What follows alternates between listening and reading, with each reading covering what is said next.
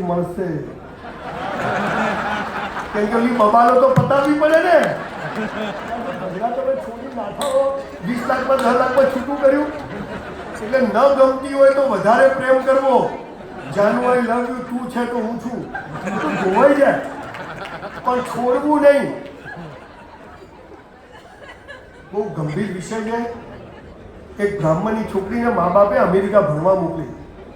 60 લાખ રૂપિયા ફી આપીને 6 મહિના પછી છોકરી 15 દિવસ અહીંયા આવી અને 7મા દિવસે રાત્રે 2 વાગે ઘરેથી ભાગી ગઈ.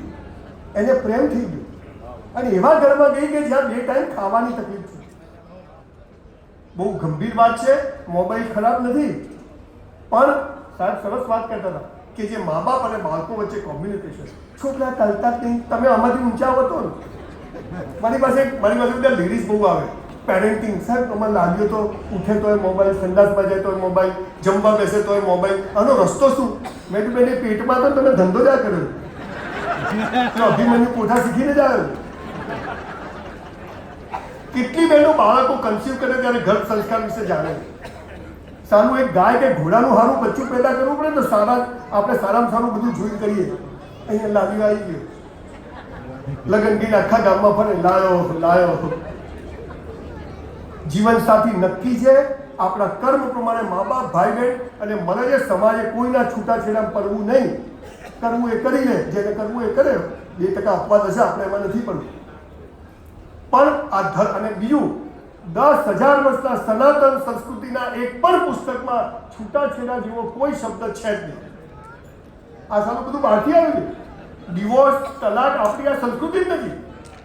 હું હમણાં ઓસ્ટ્રેલિયા એક માઇકલના ઘરે ગયો, દોડિયાને ઘરે તો 2-3 બૈરા અને 4-5 છોકરા. કીધું માઇકલ આ છોકરી કોણ છે?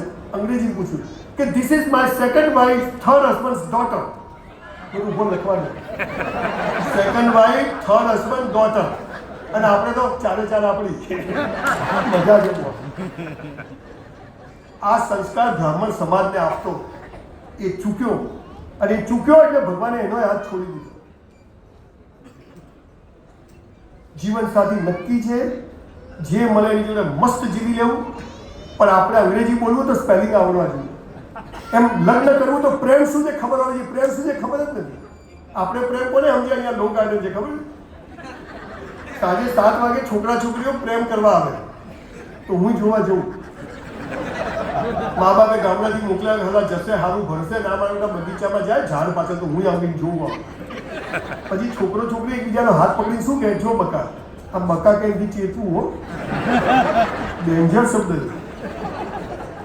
જો બકા. છોકરો છોકરીને કહે શું કે જો બકા તારે મને પ્રેમ કરવાનો, હું તને કરું. તારે કોઈ નહીં કરવાનું, હું કોઈ નહીં કરું. આ કેવી વાતથી 2 વેપારી ભેગા થાય?